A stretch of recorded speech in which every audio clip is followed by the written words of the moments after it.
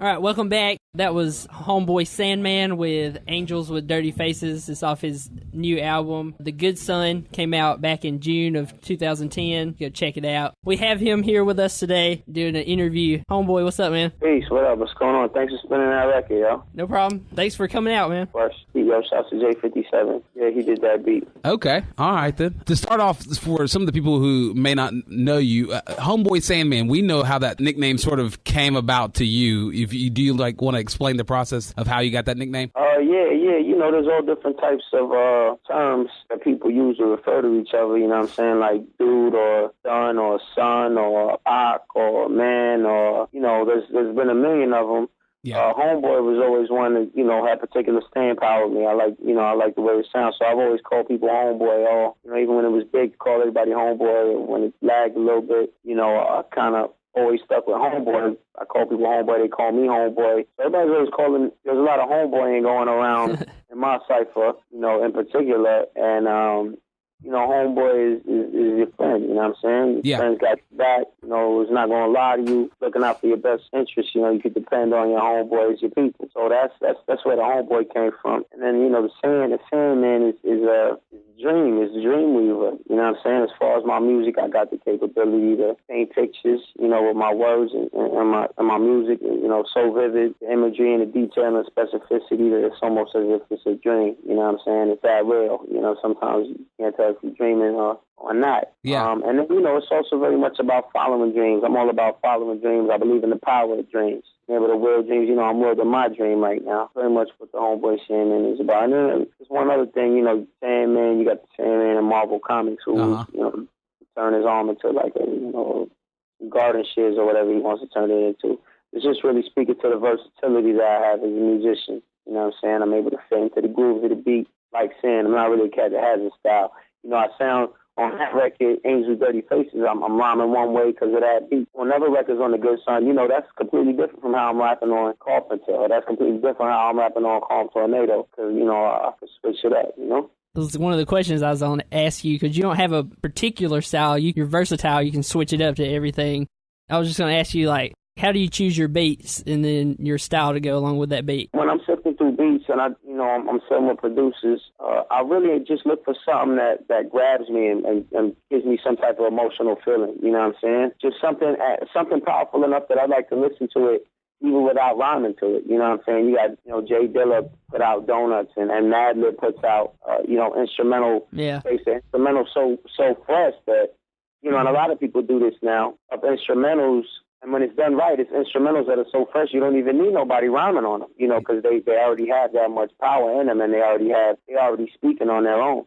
So I really like those types of beats. That's what I look for because then when I add my specific gift to that, you know, and it's like it's double string, you know, double the power. It's like a double whammy. You know what I mean? You got a beat that can stand on its own, along with an MC that can stand on his own. And you got, you know, an undeniable record, you know. And as far as where I come up with the cadences and the melodies, how I mix, you know, melt and blend and melt with the beat is, you know, I got a history in jazz music. You know, I got a background in jazz music. Yeah.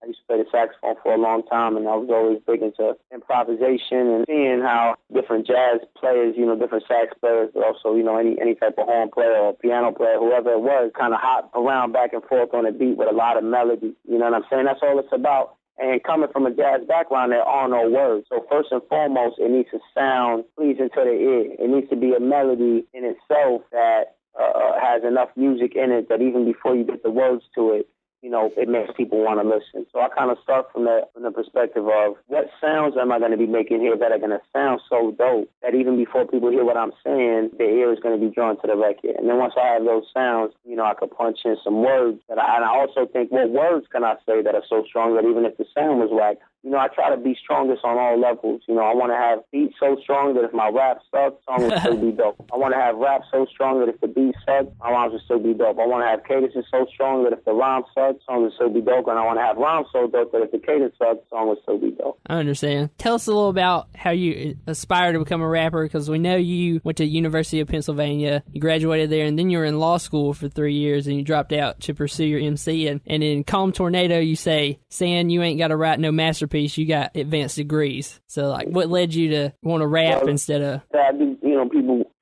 do get that sentiment of, why are you doing this? You could do something else. You have the option of doing other things. And the truth about, a lot of made is of me going to Penn and of me going to law school, and before I went to law school, I was actually getting, for 2 years, I was getting a master's in special education at Queens College. While I was teaching, I was a teacher, for 2 years. I taught high school. And I really did a whole bunch of other things. I did some marketing stuff for a little while. I was actually a bartender for a little while. Wow. Like, I have a whole wide range of variety of things that I've done. Yeah. But none of them was, I went to, Penn was really fun. And I think that academia, I do have a background in academia. And I think that academia is a great thing to do for people that are not sure what they want to do. I think it's great to take in a wide curriculum. I was an English major with a creative writing concentration, but it was a bachelor's of the arts, and I got to take classes and everything, and I got to study everything and read about everything. When I was working towards my master's, I got to learn a lot about special education and the education system. As a teacher, I learned a lot. In law school, I learned a lot. I've never been the type of person that wants to waste time, but I never had anything that would keep me up 2 days in a row, that I was so passionate about. You know what I mean? I never had anything that I was going to go to the max for, to the extreme, put all my eggs in one basket and watch that basket. You know what I'm saying? Everything else I was kind of playing it safe, or I'll do this for a little while, I'll do that for a little while, trying to make the most of my time without knowing what I wanted to do with my life, what my real drive was. So once I figured out that drive, once I wrote my first sober rhyme in December 2006, that's all I've been doing ever since that day. Like, that day, my life changed. I withdrew from law school because, once you know what you want to do every day, and once you're going to work every moment and every day towards this goal, it doesn't make sense to do anything else. I mean, I believe you got to do what you love. I talked to you about the Sandman and his dreams. You have a dream and you know what it is and it's defined. And I can't understand the point of being alive, without going for it, All right. You came up in New York. I know there's a lot of people in New York that like to rap, and there's big battles up there and stuff, and you came up through those. Tell me how, you split yourself apart from all those other cats trying to come up through there. As far as the battling, I love to freestyle, and I love to showcase my abilities as far as an MC. There's all types of things out here in New York, as across the country, like EOW, end of the week, has the MC Challenge, where there's 5 different rounds, and you got to, freestyle about objects that you grab out of a bag, and there's, back and forth cipher skills, all different beat juggling. There was another event called A to Z MC that Top from the Bush used to run, where they pick letters out. You have to, freestyle using that letter as much as possible. I love stuff like that. That's really fun. Like I said, I've always loved improvisation and coming up with stuff on the spot. But as far as battling, I've done that. I have battled before, and I am good at it because I'm a good MC. I don't enjoy the whole conflict, drama. Yeah, I'm not a fan of that. You know what I'm saying? And here I am, trying to diss some cat I don't even know. Yeah. It doesn't make a lot of sense to me. There's a whole lot of division in hip hop, and most of it I see is counterproductive. And in hip hop communities, there's a whole lot of problems, and I think that it's no coincidence that in hip hop culture, so much of it. You listen to guys rap. You listen to the Good 10 album. It's not me saying, yo, you're whack. Yo, you're corny. You listen to rap albums. That's what cats be talking about. All the rounds. I'm like, who are they talking to? They're not talking to me. I'm crazy nice with it. Part of the culture is, yo, you're whack. And, trying to think of a diss to diss somebody. Who are you dissing? The way I think about battling is, I got enemies. I'd rather not fight my teammates. But as far as setting myself apart, it's an interesting thing about hip-hop music. A lot of it these days, it's become something that people want to do because it's cool. Not, people listen to cats on the radio and they say, oh, I could do that too. That's not the way it is with me, and that's not the way it is with real musicians. Nobody listened to Stevie Wonder. When people heard Stevie Wonder, they were like, wow, that's amazing. They weren't like, oh, I could do that too. You know what I'm saying? Uh-huh. That's the way. I'm a real musician, and I'm a one-of-a-kind. Don't nobody rap like me in the whole world. Nobody can, and nobody will be able to. And I get asked that question a lot, what sets you apart or what set you apart. There really is only one answer that you're supposed to have if you're a musician. When people ask John Coltrane, or nobody ever asked John Coltrane, what sets you apart from other sax players? The answer was obvious. Nobody plays the sax like John Coltrane. He is a phenomenal saxophone player. Yeah. Nobody makes records like Stevie Wonder. That's supposed to be the answer. That is the answer with me. What set me apart is nobody rocks like me, nobody raps like me. Other people, there are image-based answers that people who don't put musicianship first have. I don't even know what these guys are answering to that question. I can't imagine there being an answer besides what sets me apart as a musician, my music, of course. You kind of brought me into my next question about what we hear on the radio these days. We talked about this last week on our show. Like, why is the stuff we hear on the radio, is that like reflected on the fans, or is that the radio shoving it at us, or is it the record company's faults? Like, who's to blame for this, what we're hearing these days? I think the fans are definitely to blame because we let the people who control the media know that, you know, we would eat whatever we were fed, and we would completely give up our ability and our responsibility and our capability to choose our culture. We allow our culture, you know, hip-hop was something that was born in the street and then went to the masses. It was something that was born in the street and then went to the radio. Now it definitely is something that goes from the radio to the street. The people who decide what is popularized in media decide what happens, decide how people treat each other, you know, and it's not us. It's the people who've always hated us. You know what I'm saying? It's the people who've always wanted to manipulate us and make as much money off of us as possible. And now they have this new weapon that they could say, well, we're only going to play records. People talk about it being money. And yeah, it is money. You know, these people want to make money. But people think about it as in, you know, I hear people say ridiculous, stupid things like, oh, this stuff is what sells. You know what I'm saying? Yeah. That's ridiculous. Like, that's straight up stupid. The greatest selling album of all time is Thriller. That's great music. Album sales are at an all-time low right now because music is crappy. You know, good music has always sold. Motown was making all types of money, you know what I'm saying? Mm-hmm. And whenever good music is available to the people, it sells. Of course, garbage sells when it's the only stuff that's selling. You know, you go to a supermarket, all they're selling is oranges. Oranges are going to sell, you know? Yeah. But in comparison to good music, bad music definitely sells worse. But the thing is, you know, there's a money structure where you could make money selling albums, okay? But if you could make money selling albums and you could make money at the same time selling cars and you could make money at the same time selling clothes and you can make money at the same time getting people to do things that'll wind them up in prison where they legal slavery, and the prison industrial system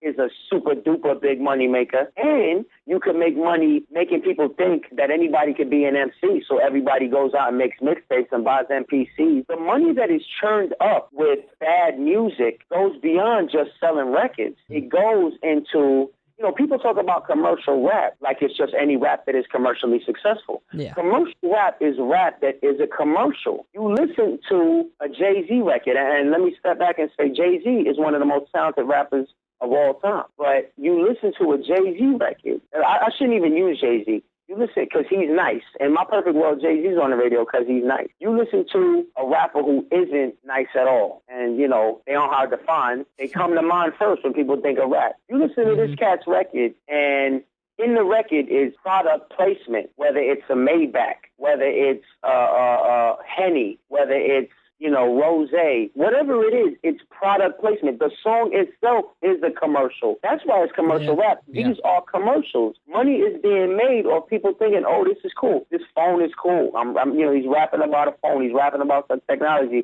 I'm going to go out and buy that. That is the money that's being made with bad music that's being lost, you know, and I know the internet plays a part in the drop of album sales. I know it isn't all just that the music is completely terrible now, but you can make a lot of money when you can turn music into a commercial. You know what I'm saying? Because people think of this as our culture. To go back to the question, I blame the fans because we allowed our culture to be taken out of our hands. I blame the people who, you know, who control the media because they have said we're going to manipulate you as much as we can and wring out as much money of you as you can. It's gross all around the board. You know, I think that's why it's not worth it to turn on the radio anymore. To touch on this on a little bit of a deeper level, you love jazz, so Coltrane was popular, obviously. Miles Davis was obviously popular. Their music was popular and very good at the same time. Why do you think that there's sort of that disconnect in hip-hop? I know we sort of blame the fans, and that's sort of what we're getting because it's shoved down our throat, but why does it seem to be some sort of a disconnect in that you see it all in other genres? If you're popular, it's normally because you're outstanding at what you do. I agree with you 100%. I think the truth of the matter is media, as we know it today, with the internet, I mean, even television is only, like 70 years old, is a relatively new thing, and I think that hip-hop is the youngest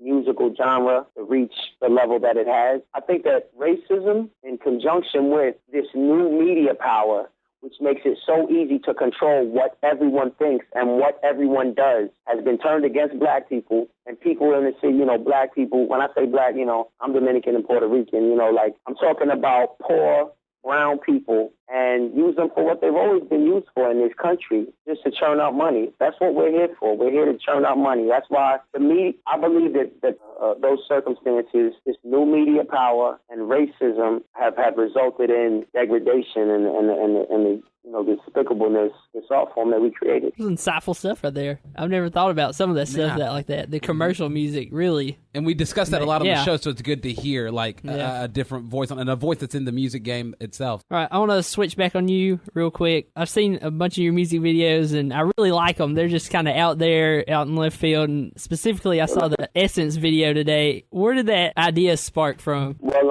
I got to give a shout to Nicholas Heller, who's the director of that video, because the video, the idea, well, first I'll explain it. The song is called The Essence.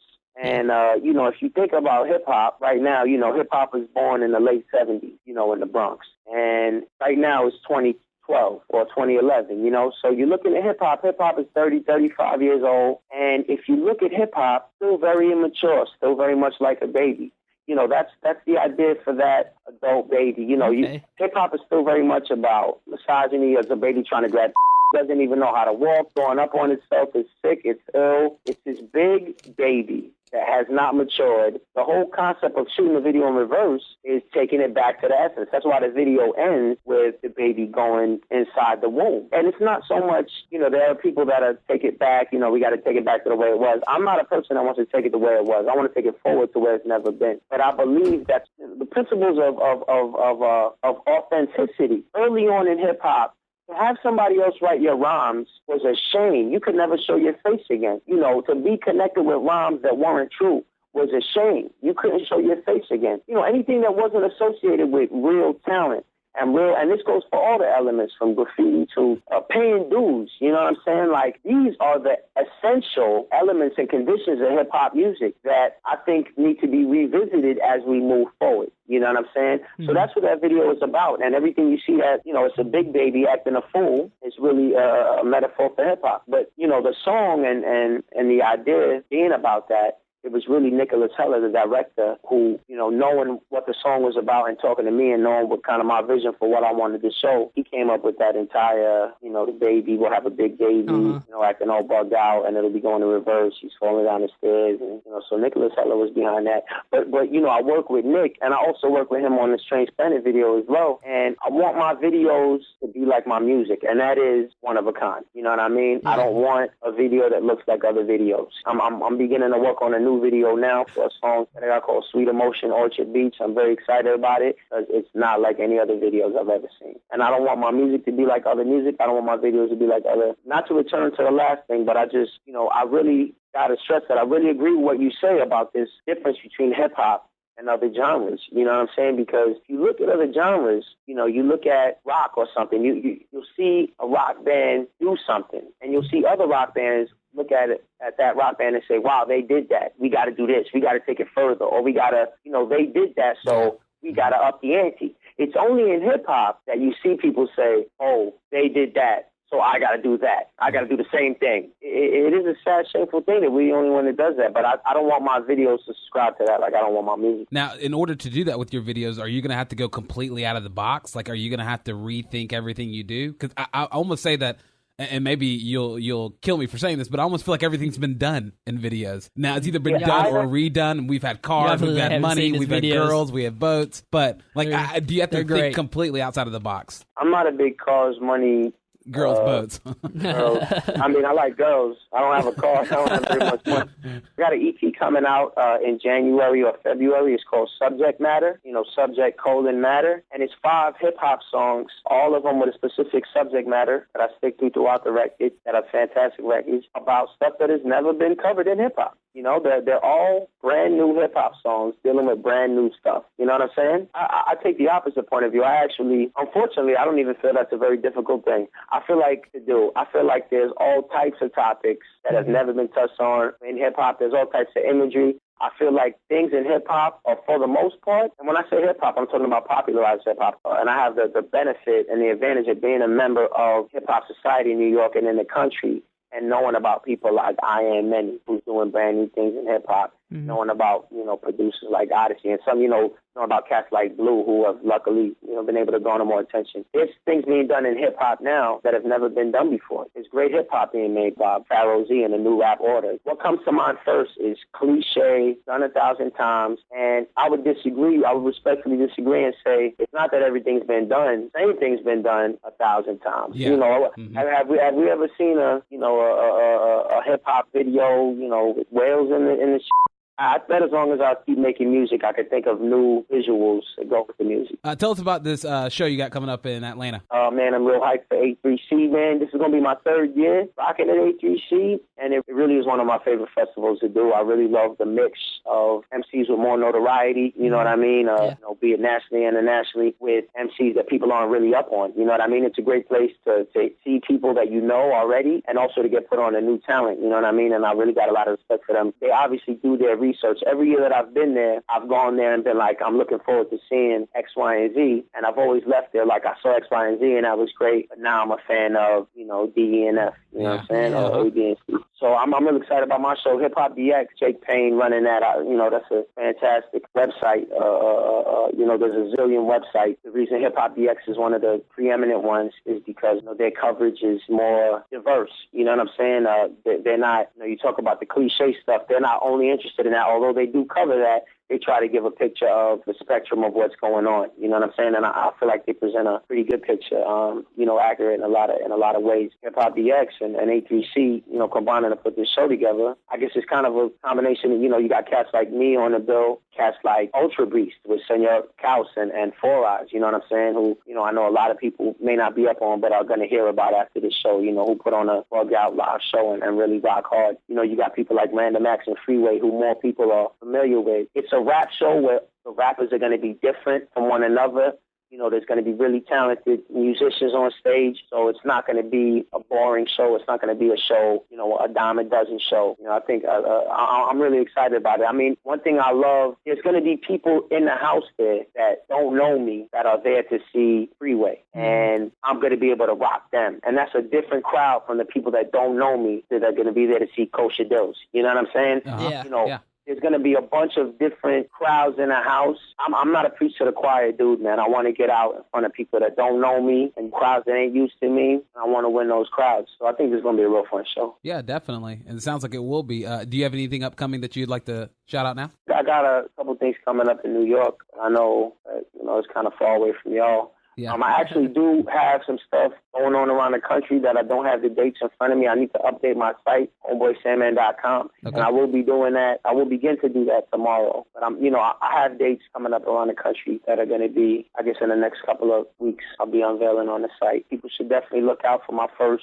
release with Stone Stroke, which is going to be January or February. It's going to be Subject Matter, and look out for the album coming up after that. And actually, on the 12th of October, I'm going to be releasing an exclusive cut with Puma called Same Number, Same Hood. People could definitely look out for that. That's going to be available on Puma's website for download. To be honest with you, man, people just got to go to the site because I never remember the things I had going on while I'm talking about them. Too busy. You're too busy. Yeah, I mean, we got good things. We got good music. I got you. So is that homeboysandman.com? That's homeboysandman.com. All right, then. You got Twitter, Facebook. Where else can we hit you up? I'm on Facebook. My name is, you could do a Homeboy Sandman. If you put in Homeboy Sandman, there's actually, I think, a couple of fan pages that come up first, which I didn't have anything to do with making. Shouts to the fans. I think it's real cool that a couple people went and made those. Yeah. But those are not my pages. If you want to build with me, I'm in there under my real name, which is Angel Delvalo. Because I had Facebook before I started rapping. I'm not on Twitter. Listen to his songs, D-Block, you know that. I guess I fell asleep on the track that you mentioned you're not on Twitter. Oh, yeah.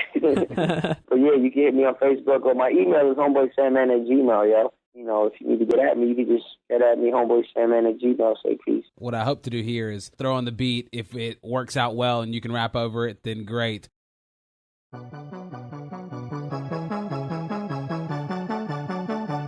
you hear it?